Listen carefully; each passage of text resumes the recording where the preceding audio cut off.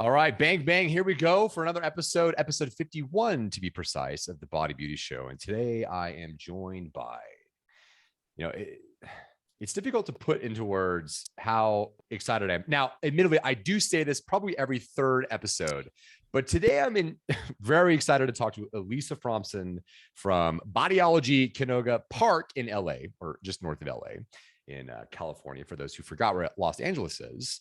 But I'm in particular excited to talk to Elisa today for several reasons. But one in particular, to set the stage here, is admittedly, she's a partner of Artemis. And so I'm a little bit biased. But in talking to one of my colleagues today, asking about Elisa, she says, in quotes, "I adore her."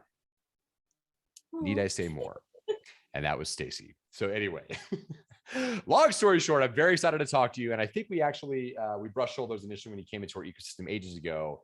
And so today what the goal is with Elisa is to put the spotlight on her, learn about her and her inception into the universe of all things beauty and where she's come from and where she's going and everything in between. So on that note, Elisa, thanks for joining. I'm excited to have you on the show today. Thank you for having me and for such a nice introduction. Now I feel a lot of pressure. Hey, no need. I always tell people when they feel pressure, like we were talking about before the show, to listen to the first podcast I ever did. I was an absolute train wreck. So everything beyond that has been a work of Da Vinci-like mastery. So I'm sure you're going to be absolutely delightful and perfect as will be the case, as we'll find out here soon. So anywho, that aside, Elisa, why don't we start with the story of you in particular? So in prepping for the show and doing my, of course, preparation for the show, there was a transition from the London Fromson Brow and Beauty Bar to what you're doing today. Before we get into that, I'm curious about your origin point into the universe of beauty. How did you come to be a part of this industry? And we'll get this conversation started. Well, I moved to LA when I was 22 because I dropped out of uni twice back home. So my dad was just, beside himself, and he's like, "What am I going to do with this girl? Send her to the other side of the world and see if anything can fix her there." And I went to the Fashion Institute in downtown LA, and I almost took the beauty program because that's like makeup and skincare and all of that stuff has just always been like my thing. But I figured if I just took the regular product development, merchandise, marketing type stuff, then I would kind of have more doors be open. And then I just went down a whole different route and ended up being a personal assistant for the Kardashians. Whoa. Hold on. I gotta do a break check there. How did you end up in that position? I was an intern at their company, Jenna Communications. And, when you're an international student, you can only do internships. So I took the internship and I was coming up to where I would get my work permit. And I worked with Chris one day, and she just really liked me. And I was about to get my work permit with school.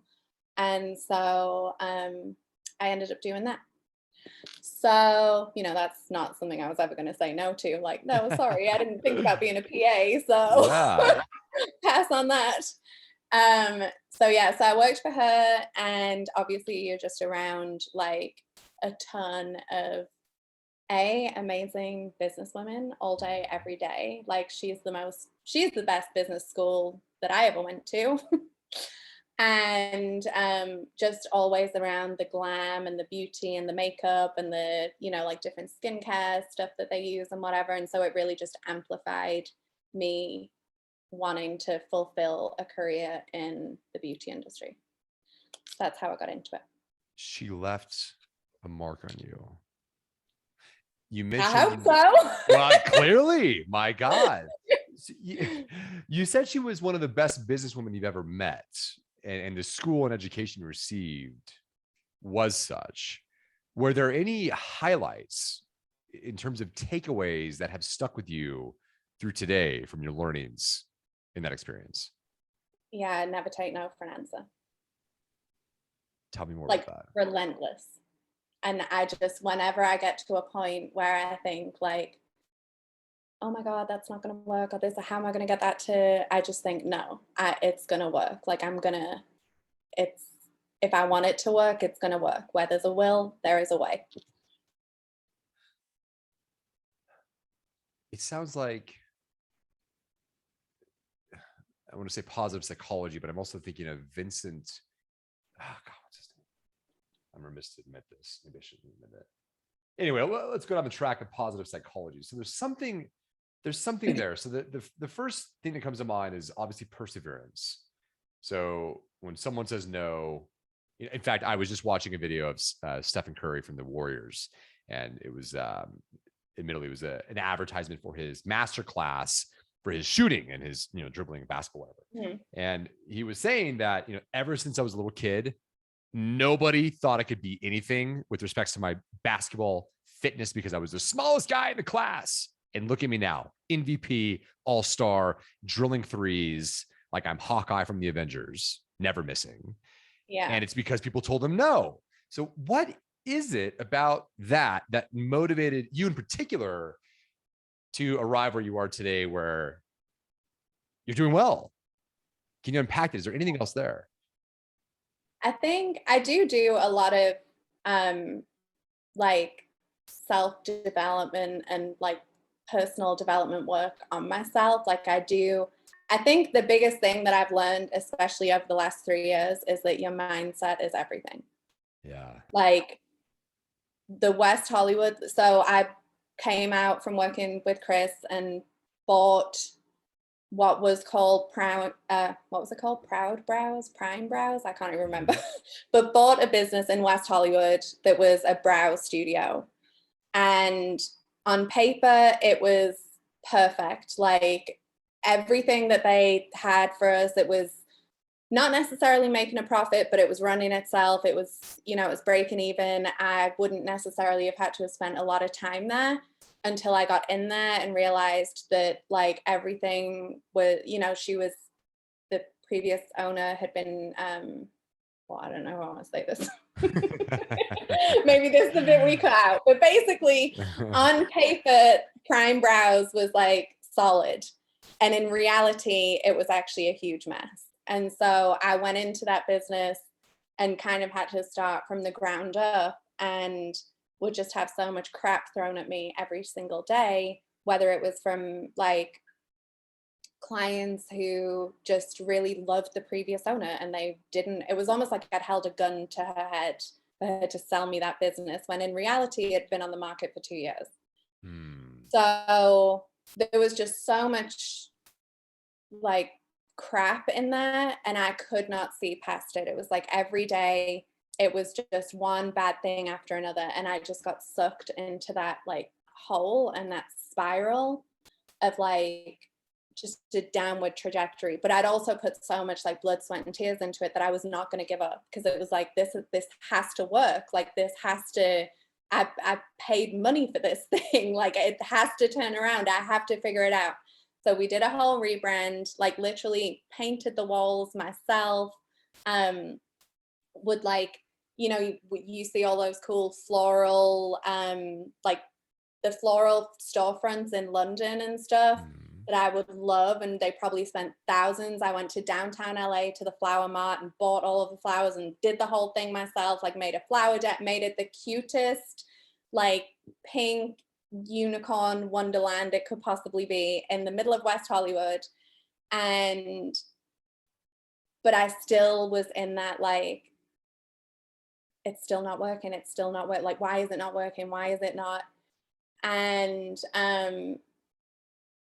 I think then we got CryoSkin, and that is when we were on an upward trajectory, because it changed like the body of the business, because we weren't relying just on like $20 services anymore. Like that's what we did: brow threading, brow lamination, lash extensions, facials. We did all of this stuff.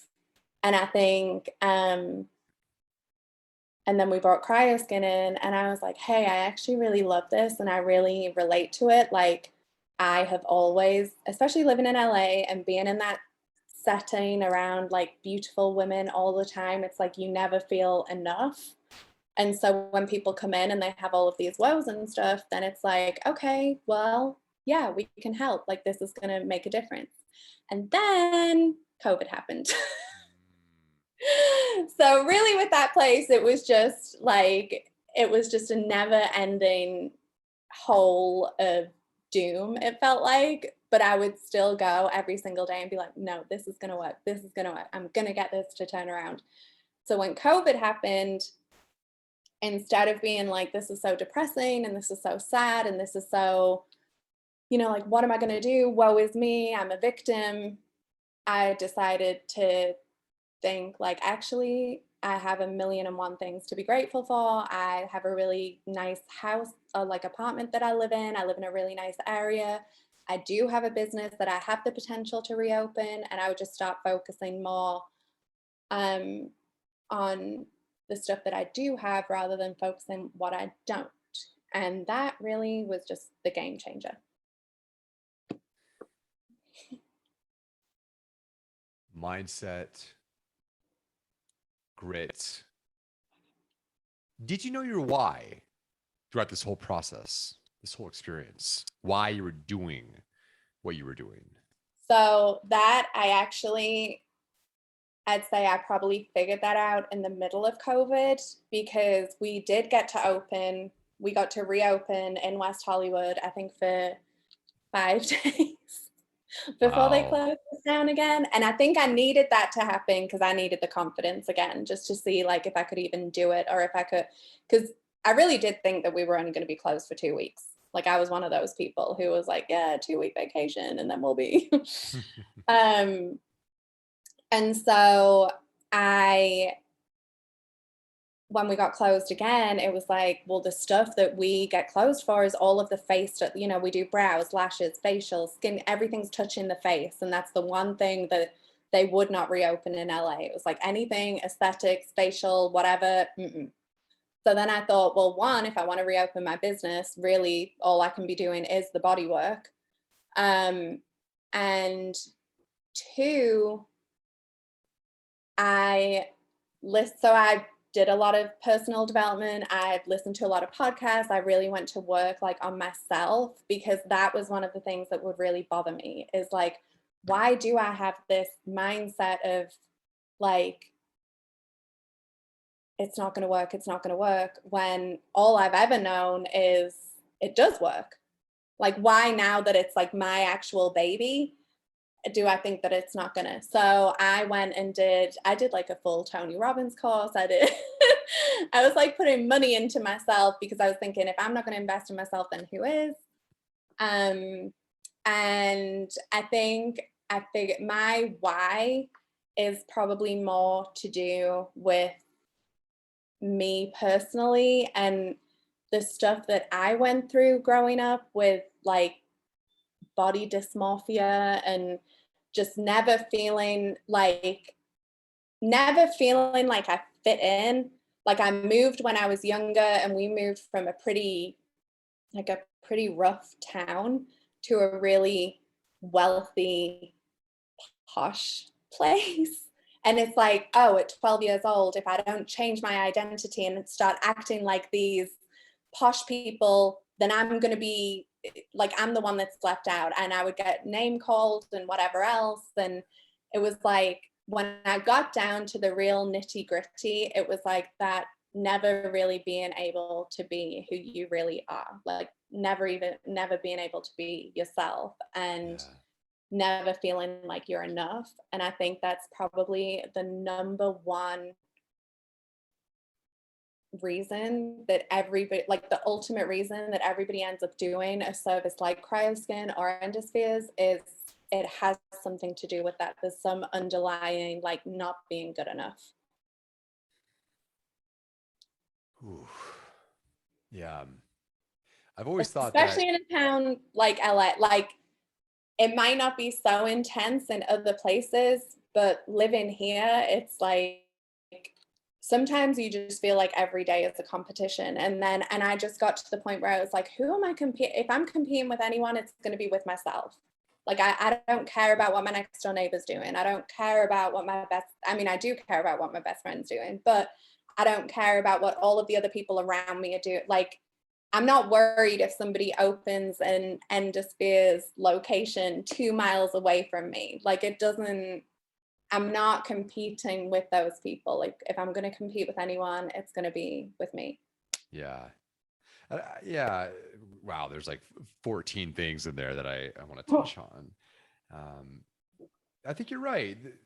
Competition is the result of the individual not being authentic to who they are. Because if you're being radically you and you're serving the hell out of your customers as best as you can, and they have an allegiance to you, which, I would argue that the degree and caliber of which you serve someone directly correlates to their allegiance to you, such that, to your point, if someone moves in next door, doesn't matter because they're not going to leave you. Yeah, in fact, I heard a colleague of mine once say that a woman will cheat on her boyfriend before she cheats on her stylist. And the same idea applies to, like, your aesthetics provider for this, that, or the other. And I think it's true. And so I think you're right. And I think if you're thinking about competition, you're playing a finite game and not an infinite game where your focus is misallocated on the wrong thing. So I think your thinking is dead right. And it's awesome to hear that you had this experience where you transmorphed from the state that you were in. You had the awareness to identify that I don't feel as if I'm enough. You did something about it. And then I would imagine there was a point where you realized, no, I am enough. Yeah. I love what I am and I'm good. And actually, to that point, I want to hear from you here, but I can't resist the urge to plug. Now, by the way, I don't even know this gal at all, but there's a professor at Yale University, Laurie Santos, who ran a course. I think it was the most popular course literally ever at Yale University, called The Science of Well-Being. And it's a course that will engage, I'm reading the pitch here off of Yale or Coursera. It's a course that will engage in a series of challenges to design, rather, or excuse me, let me try English this time. It's a course you will engage in a series of challenges designed to increase your happiness and well-being. Now, you actually prompted this in me because you mentioned in those dark hours you were, when you were fighting to continue as you pursued the how. So how am I going to, turn this business into something profitable? You woke up and identified the things in your life that you were grateful for. And that's actually a part of this course, is having a gratitude journal. So there's something there, and it's all. Oh, I do that every day. Yeah, you still do that. Yeah. Huh. Okay. Huh. I have like a full morning routine that I do every day that I've realized it's not even about what I'm doing. It's more the discipline and the consistency. Like, if I can be disciplined with that and stay consistent, then that shows up in other areas of my life too. Like, if I can be consistent with getting up and doing that, then I can be consistent with my workouts. And if I'm consistent with my workouts, I'm feeling better in myself. And so I show up as a better person for my clients, or like whatever it is. That is like a non-negotiable for me on a morning. That's awesome. What does your routine look like in the morning? So I wake up usually around 5:45, and I'll do a meditation immediately. And then I'll switch my coffee on. And I will then journal while my coffee is brewing. So I'll journal, I'll do my gratefuls, I'll go over, usually I do my plan for the day the night before, but I'll go over that on the morning if there's anything that I wanted to add, or I'll even put down like what podcast I'm going to listen to on the way to work, because I don't want my commute to be wasted time. So I'll pick a podcast that I want to listen to, whether it's like a development or if it's something like this, like in the industry related, or, sometimes on a nighttime when I'm driving home and there's traffic, I want to listen to a true crime thing, because those are good too. Yeah, It's good to be sure. The vigilant truth comes out. and know what to look out for. So yeah, I'll pick out my podcast, I'll do my journals, my gratefuls, and I'll have my plan for the day. Then I will read. I do at least 20 minutes of reading on a morning. I try and do at least an hour a day. I actually really love to read, but I find that it's the hardest thing to fit in. And so whenever if I'm like picking up my phone, ready to go scrolling, then I'll be like, hey, what are you doing? You could be reading. So I always do at least 20 minutes on a morning. And usually that is when I'll read like I don't know, like a development, looking at my books. There's like a ton of them. But I'll read, like I have Drive, Good to Great, The High Five Habit, Jordan Belfort's book, Think and Grow Rich, like that type of thing. I'll usually read that kind of thing first thing on a morning. And then I will go and do my workout, come home, shower, get ready for work, and then go on with the day. What books, courses, personal development content that you've consumed has had the biggest impact in your life? Okay, so I think that in quarantine, I went down that whole like, oh my God, I have to do this course, that course, this course, that course. And it's like, really, they're very repetitive and they're all telling you the same thing. And it's not about the content, it's about applying it. Yeah. So I cut myself off from courses. But I think books, probably the first book that I read that like made a real impact, and it's so weird that I just was on the phone with my best friend before this and we both said the same thing, was You're a Badass by Jen Sincero. Ooh. That was like the first like manifestation type thing that I ever read, where I was like, wow, I wonder if this stuff really works. Like the first mindset type. And then my favorites, I really love the 4 Agreements. I love Think and Grow Rich. I read the 5 a.m. Club. I really like that. That helped with my morning routine, but also I don't believe that you have to get up at 5 a.m. every day, which is not what the book says. Really, it says pick a time that works for you, but just devote that first hour of your day to you. Because I also think that sleep is really important. 100%. Probably my favorite right now is Tim Grover. The guy he was Kobe's coach and he was Michael Jordan's coach. He has a book called Winning, and I listened to a podcast with him the other day, and he was talking about how kind of that same thing about, like you have to be authentic to yourself. But he was saying how, we grow up in a society where it's like, you're forced to be like everyone else, like, or you want to be like everyone. And we're always comparing and like, how can I look more like her? Or how can, like, you walk around LA and everyone has the same lips and but really the people who do make it and the people who are the winners are the people who are different. And they don't follow the crowd and they don't do the norm. And they, maybe they are the ones who are getting up at 5 a.m. every day if it suits them. But he also said what I really loved is when his people lose or they like get knocked down, we are always told like, no, you get knocked down, you get back up, you get knocked down, you get back up. And he said, no, I tell them, stay down, like figure out why you lost. Because if you get up immediately, you get up and you're the same person.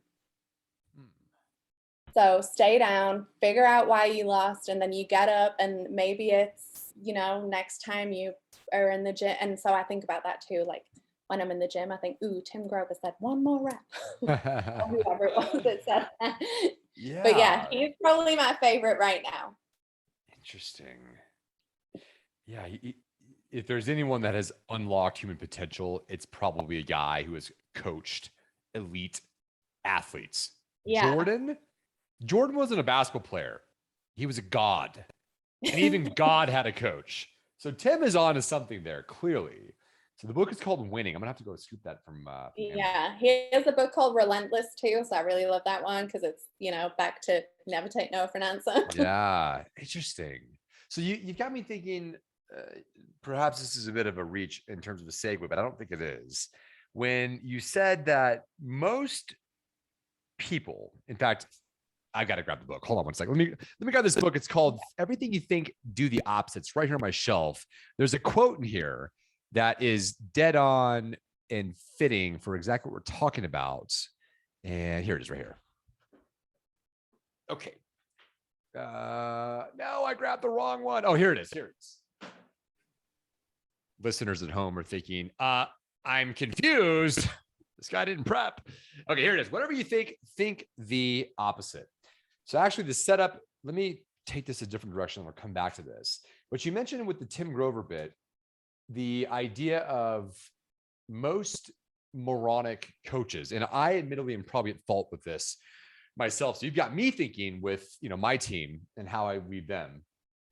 Whenever they fail, my inclination is to say, hey, well, what did Rocky Balboa do? Like, got off his ass and he got off the ground. It's like, well, okay, yeah, but if he just got off the ground, didn't have any time to introspect, he's probably going to get clocked again by Drago, the Russian bull, and he's going to die this time. He's not going to get knocked out. He's going to die because he's going to get uppercut and his head's going to fall off, and it's going to be tragic. So maybe what he actually needs is to stand the ground, pause, reflect, introspect, and then iterate and optimize and improve from there. So here's a segue, and tell me there's something here. So the segue is this: as we look at your story and your history from in this transitory state from London Fromson Brow to what you do now at Bodyology, was there something that happened in you where you found yourself on the ground, so to speak, and had an introspective moment that then produced what is now Bodyology? Maybe you could talk us through that. I think the continuous shut down, it was like part of me was thinking, wow, this is the perfect opportunity to get out of this business that has actually been a hellhole for me for the last 2 years. But what am I going to do? And then the other part of me was thinking, absolutely not. Like, I'm not going to just give up everything that I've put in for the last 2 or 3 years or however long it's been. And so I started to think more about, okay, London Fromson was really, really cute. And there was a lot of Instagrammable moments and it was really magical in there. But if I was going to move away from a lot of the services that we did there and focus more on the body work, because that's what I was allowed to be open with, would I what would I want to show up to? If I was a paying customer, where would I want to go? And all I could think was clean, neutral, med spa type deal, pulled all of the color away and all of the Instagrammy type stuff. And it was and also just focusing on one thing instead of being so yeah, we do brows, we do facials, we do this, we do that. Because people would come into LF and they'd be like, what are you guys even doing here? And I'd be like, everything.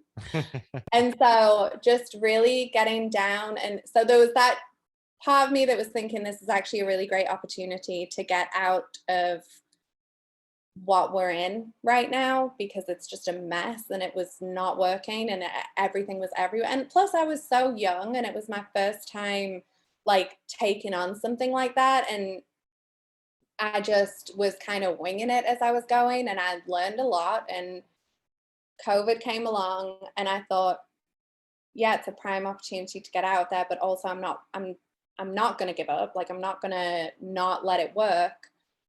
So then I moved into, and actually what's really weird about the whole thing is, and this is the Jen Sincero, the You're a Badass book, speaking things into existence. The day that we got shut down, England were 2 or 3 weeks behind us. So life's still going on as normal there.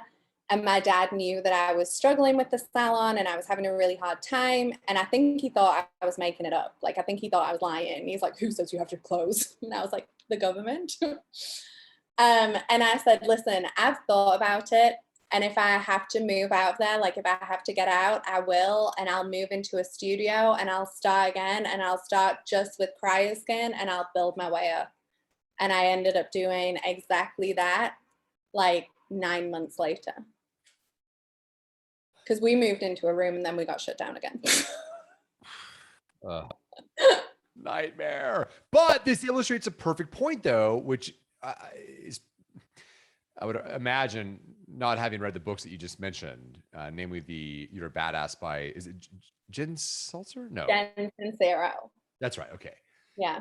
I can imagine that part of the takeaways from those books categorically are, namely things, well, not namely, but one of the ideas inside of a book like that might be something like everything that happens to you, that's a negative prima facie at first glance, reframe it as a positive. Yeah. Find a way to do that, right? I do that at the end of the day. That's my nighttime routine. If something negative happened in the day or something didn't go the way that I wanted to, then on a nighttime, I'll reframe the whole thing. I love that. In fact, I'm tempted. In fact, I'm just going to do it. There's two books that Paul Arden wrote. One here is Whatever You Think the Opposite.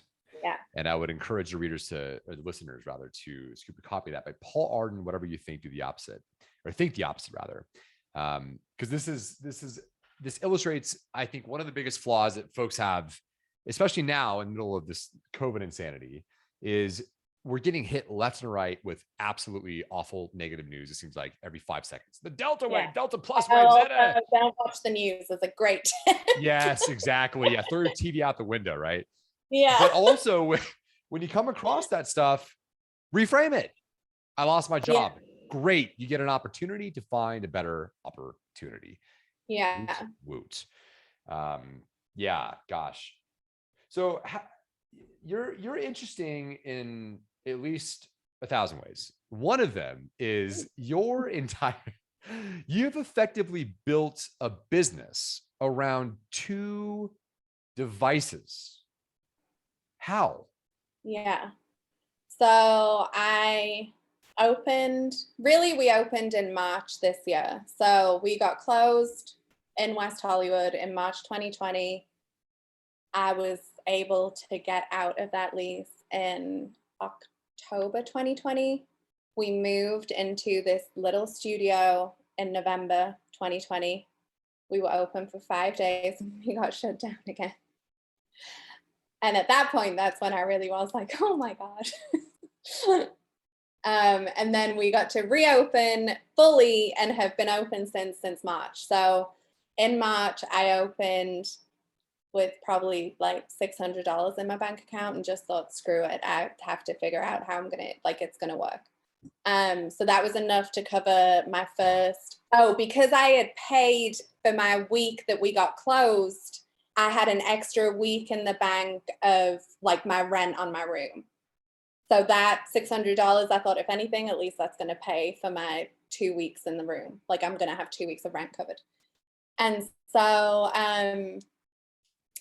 I opened with Cryoskin. I found that I reached out to 1 million people. I hit all of our old mailing list and let them know that we'd reopened, we'd moved. We're in Canoga Park now. We're just doing Cryoskin. And I sent out an email to all of those people. I had like old clients who had wanted to buy packages and weren't able to. So I had a couple of them come back. And then once I kind of had the first few sales, I knew of Brandon that you guys work with. And he's awesome. Yeah, he really is. And I called him and we had like the consult or whatever. And he was like, I also throughout COVID really tried to teach myself, like, and I'm not saying that, like, I don't mean to sound like I did this and I did that and I did this, but my entire family were on the other side of the world and I was here trapped. Like I couldn't, if I had not been productive, I would have probably thrown myself off the balcony. Like so I don't mean to sound like, I did this, I did that, I did, I just had to stay. Like if I didn't keep my mind going, I would have lost it. So I learned how to do Facebook ads while I was in COVID, because I knew that at some point we probably would need to implement those. So when I called Brandon and I explained like my understanding of Facebook ads and whatever else, he said probably I would just need consulting calls and not like the full service. Yeah. So we did that. And I think probably the first full month we did 10,000 in cryo sales. And then it just kept going up and up. And really, it's a lot of people who they've been locked down for so long. And LA really has been hit hard. Like, I mean, even still, our restrictions, when I look at the rest of the country, it's wild. And so what I was finding was people were just really sad and needed motivating, but they couldn't bring themselves to go back to the gym, or they didn't want to go to the gym because you have to wear a mask, and whatever it was, it like they just needed a little push or a little motivation or a little like help.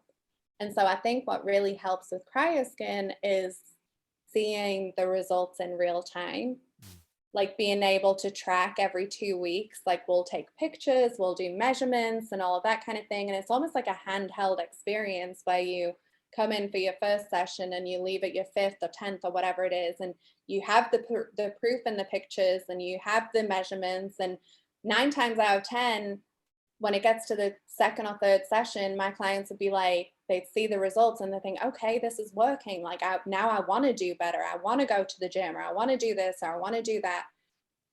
And so then when it got to like May, June time, I thought, okay, now I need something else. Like because cryo was just kind of selling itself.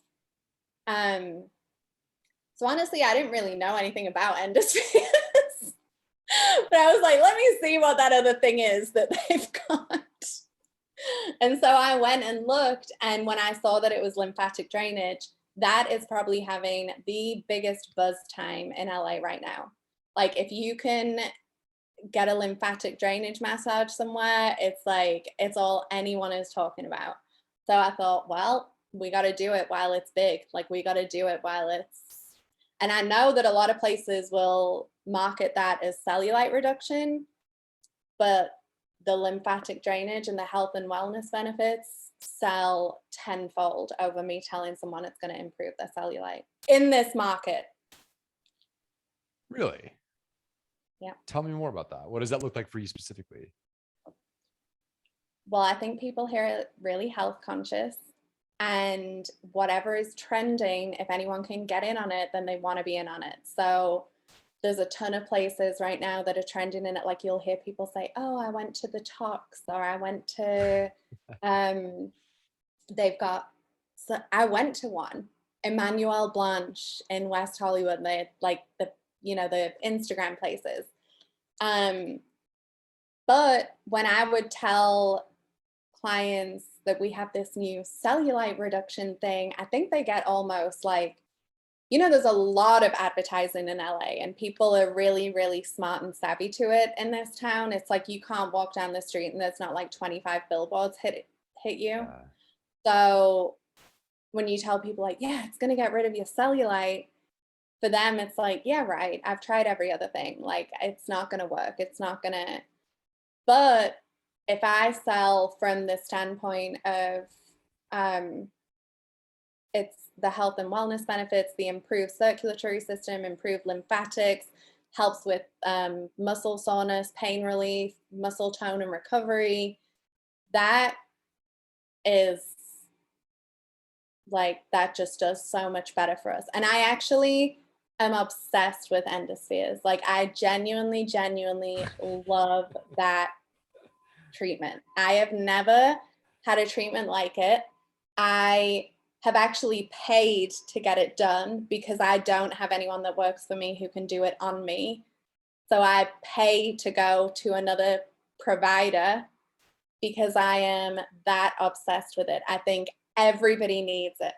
And nobody learns about their lymphatics until they get sick, or people learn about their lymphatic system too late. Everybody needs some type of lymphatic massage in their lives.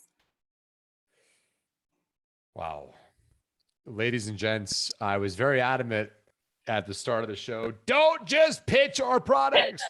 And she can't resist. I know, I genuinely do. I am honestly and I think that is probably has also helped with my business massively, because it's like, yeah, I love brows and lashes and all of that stuff, but the way that you feel after an endospheres and what it did for me just in 3 sessions, it's like my confidence was through the roof. I'd never felt better. I was like operating at the highest frequency I could possibly go. I had so much energy. And what I've seen it do for my clients too is like, I've never seen anything like it. Wow. How is that translated to the P&L sheet each month? Revenue wise, if you want to share, you don't have to, by the way. You can say, I plead the fifth. Don't ask me such nosy questions. No, it's definitely made a difference. We opened in March, and as of today, I think we're at like 106,000 in sales. In 9 months. Yeah. Wow. And that's just endospheres or with both products, cryoskin? It's with both. I advertise cryo just because it's more well known, and then when people come in and I'll listen to what they really want or what they're really looking for, then I might introduce them to endospheres and suggest that over it. But I don't necessarily sell endospheres. I think that when the client comes in and then they get to see, and like I had a lady come in for a consultation the other day, and she was like, this is the first consultation I've actually showed up to. And I was like, okay. And she said, well, nowhere is said to me, like, come in and look at the machine and see. It's like, well, yeah, I want you to be comfortable. Like, I know that it's sensitive for some people to be like, yeah, I want to lose 5 inches from my waist, or I want to do this, or like, some people will come in and they'll be like, I feel so dumb for doing this. It feels so superficial. So yeah, it's like, I would rather that you came in first, and then like we get to meet each other, because sometimes it's not going to work out. You know, they're not going to like me, and then vice versa. People don't like you? I no. mean, yeah.